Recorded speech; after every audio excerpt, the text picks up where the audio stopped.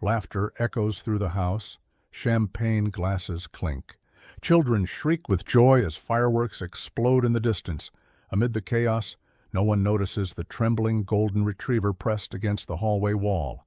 His name is Max, and he's terrified.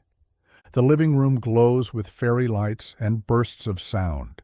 Music blares. Aunts and uncles shout over each other, and kids dart in and out of rooms, sugar-fueled and wide-eyed. Max slips into the corner, eyes darting, ears flattened against his head. Each firework boom shakes him deeper into panic. He glances toward the front door. It's cracked open, just a few inches. Left ajar by someone returning with party favors, or maybe from a champagne run. No one knows for sure. But for Max, it's an opening, a way out. Another burst of light flashes through the windows, followed by a heart-stopping boom. That's it. He bolts. His paws skid on hardwood as he races through the gap. The door swings wide behind him, unnoticed in the moment. Outside, the neighborhood is alive with light and chaos. Max runs blind, led only by fear. He dashes past lawn chairs, across sidewalks, into the dark. Inside, no one notices right away. Someone drops a glass. A cheer goes up, fireworks crescendo. The family is lost in the noise of the moment, but in the hallway, Ellie, the youngest daughter, finally looks around and frowns. "Where's Max?" The question stops everything. Heads turn, eyes scan corners, calls go up. "Max! Max, boy, where are you?" Ellie's voice cracks, panic surges. Julia, the mother, checks the backyard. Tyler, the teenage son, runs upstairs. The front door swings slowly in the wind. He's gone. The realization hits like a gut punch. Mark, the father, grabs jackets and flashlights, stumbling into the cold. Fireworks still scream overhead as they race down the street, calling his name. "Max! Max!" Their voices echo into the night, desperate and cracking. No sign. Street after street. They search. Every rustle, every shadow could be him, but isn't. Neighbors poke heads out, shaking their heads with sympathy. Fireworks mask the sound of their cries. Max is out there somewhere, scared, alone, disoriented. The family splits up. Mark takes the car. Julia and the kids head toward the park. A flashlight beam cuts through the darkness. Nothing. Not a bark, not a glimpse of golden fur. Just wind, night, and empty roads. Back home, the lights stay on. An open bag of treats sits untouched. The leash hangs limp on its hook. Ellie refuses to stop crying. Tyler leaves the gate open, just in case. But the silence is brutal. Guilt sets in like a chill. All because of a door left open, and Max is out there, vanishing deeper into the dark with every second. The night doesn't end. It stretches into a cruel, endless silence. Morning light creeps over rooftops as Julia and Mark return home, empty-handed. Faces are pale, eyes swollen from crying and wind. Max is still gone. The party decorations feel mocking now, still clinging to life in a house frozen in fear. They regroup at the kitchen table. Cold coffee, blank stares. Julia suggests checking the shelters. Tyler calls every vet in a 10-mile radius. Still no word. The fireworks that once felt magical now feel like a curse. The cold sets in. A sharp wind howls through the empty streets. Posters are printed in a flurry. Lost dog, golden retriever, friendly, answers to Max. They plaster them on telephone poles, shop windows, and stop signs. The kids beg to help, so they tape them at eye level, hoping Max might see his own face. Social media lights up. Photos, hashtags. Desperate pleas flood neighborhood groups. Strangers share the post with sympathetic emojis. A few replies come in, false hope flickering. Someone thinks they saw a golden dog near the bridge. Another says one was running by the gas station. But every lead ends the same. Nothing. The sky turns gray. By afternoon, the first raindrops fall. It's freezing, sharp wind slicing through coats. They search anyway. Julia slips in the mud. Ellie sobs in frustration. Mark waves cars down, asking if they've seen anything. The hours blur together. Dusk falls again. Still nothing. Max's bowl sits untouched by the door. The leash hasn't moved. His bed remains perfectly made, like a cruel shrine. Ellie curls up next to it, refusing to eat. Every creak in the hallway makes them jump. Every bark outside sends someone rushing to the window. The guilt deepens. They replay it over and over. How did no one see the door? Why didn't they check sooner? What if he's hurt? Cold? Alone? The answers never come, just more silence. That night, they sleep in shifts. Someone has to stay awake, just in case he comes back. The hours drag. Calls to shelters bring no updates. One staff member is kind enough to promise they'll keep an eye out. But it feels hollow. Hope, once strong, starts to flicker. The family gathers in the living room, silent, huddled. The TV plays softly, ignored. A single photo of Max sits on the mantel. The house is too quiet. No click of paws on the floor, no jingling collar, no excited bark at the sound of food. It feels wrong, like something vital is missing, because it is. The kids keep asking the same questions. What if he's scared? What if he can't find home? No one has answers. The third night comes. Rain lashes against the windows. Another false sighting dashed. Exhaustion sets in. They whisper prayers into their pillows.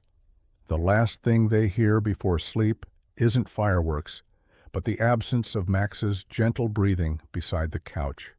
And still, no knock, no bark, no sign. The house is finally still. Rain taps the windows. Fireworks are long gone now, replaced by a silence so heavy it feels like grief. Julia sleeps, sitting up on the couch, a blanket draped over her legs. Mark lies nearby, one arm hanging off the recliner, television flickering soft blue shadows across the room. Upstairs, Ellie is curled in bed with Max's old toy tucked beneath her chin.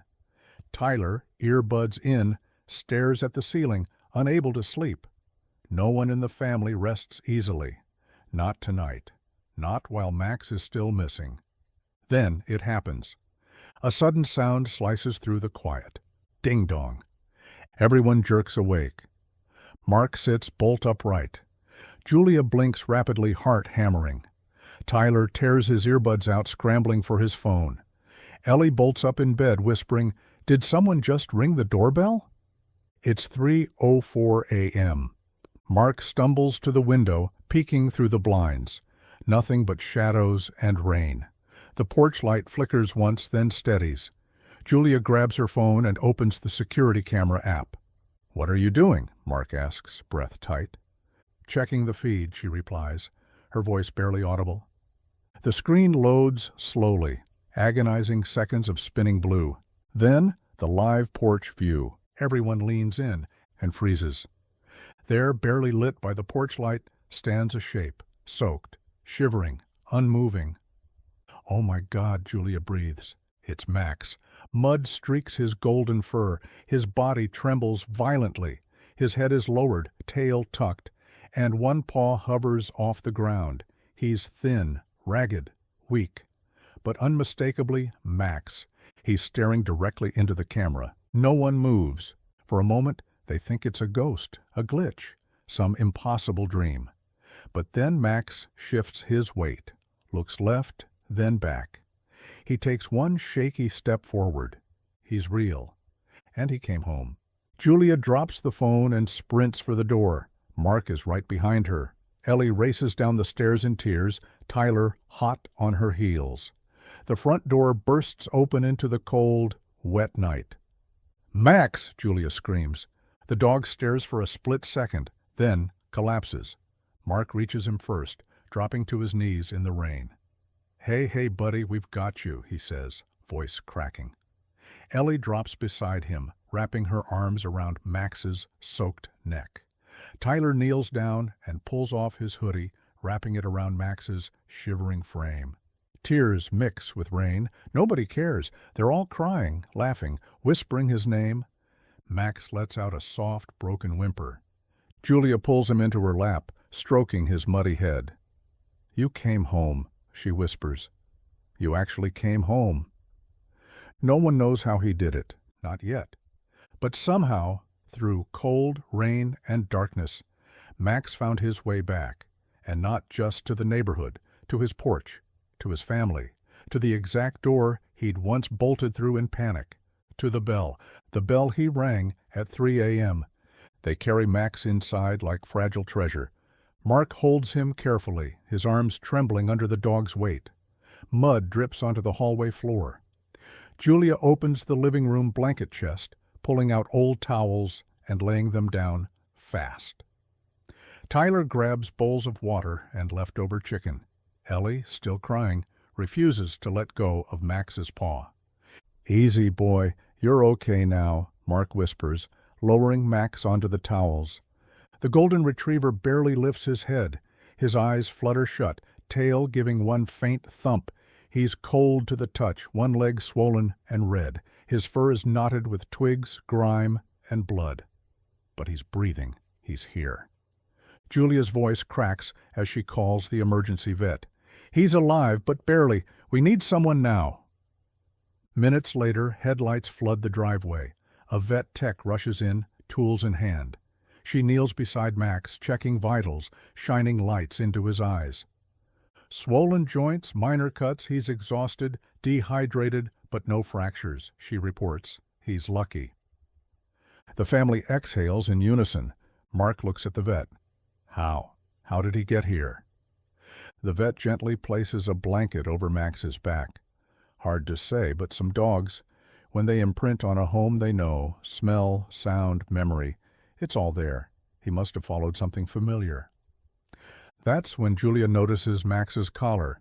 It's torn, hanging by a thread, but still clipped to it is a piece of green ribbon, the kind she'd used earlier that week to wrap gifts.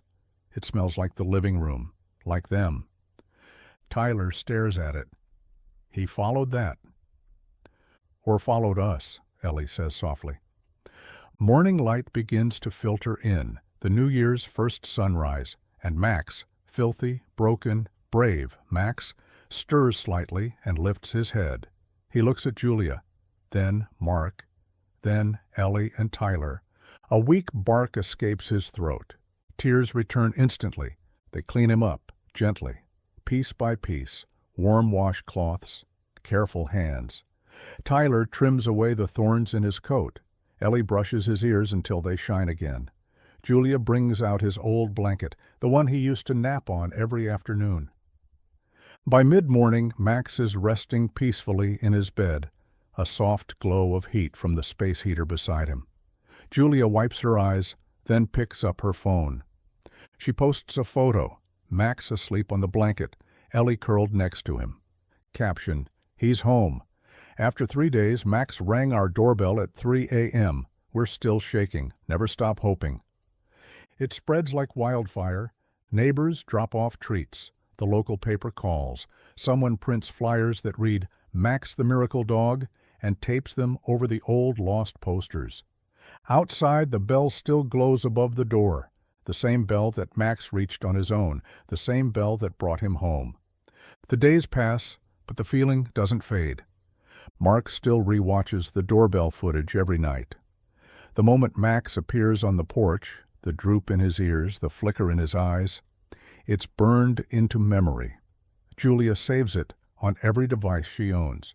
Just in case, she says, even though she knows it by heart. The video goes viral.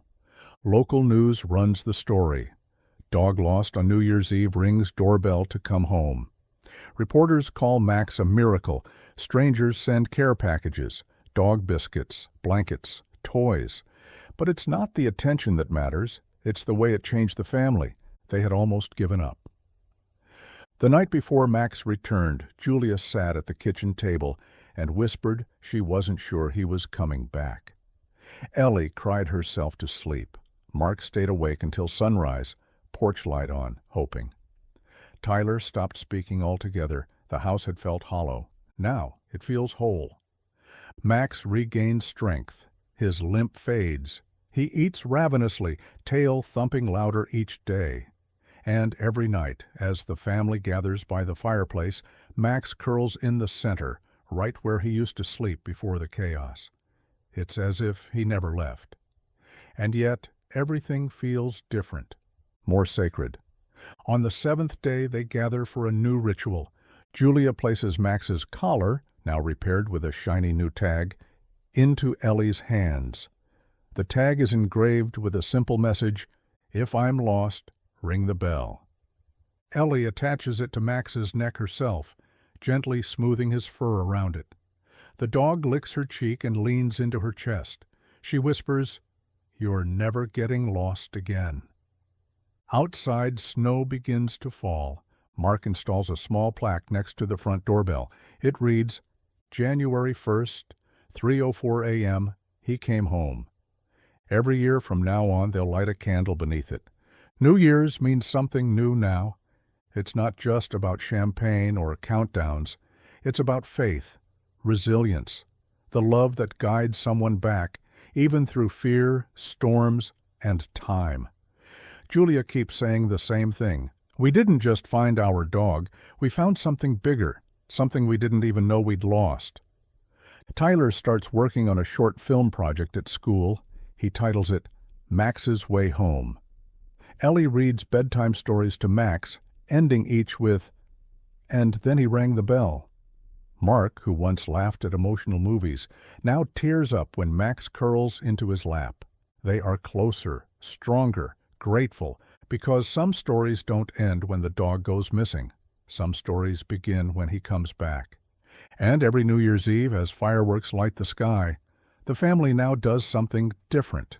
They hold Max close, they keep the door shut tight, and at midnight they ring the bell once, not for luck, but for gratitude. A reminder that even in the darkest hour, even after hope seems lost, love finds its way home.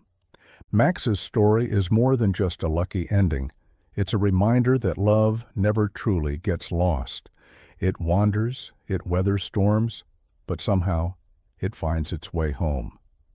For one family, a ringing doorbell at 3 a.m. didn't just bring back a dog, it restored their belief in miracles. So the next time you hear a bell, pause. It might be more than just a sound. It might be hope. Coming home. If Max's journey moved you, don't forget to like this video and subscribe for more powerful animal stories that prove love, loyalty, and second chances can change everything. Comment below. What would you have done if your dog disappeared on New Year's Eve? And remember, sometimes the smallest sound can carry the loudest meaning. Ring the bell, just like Max did.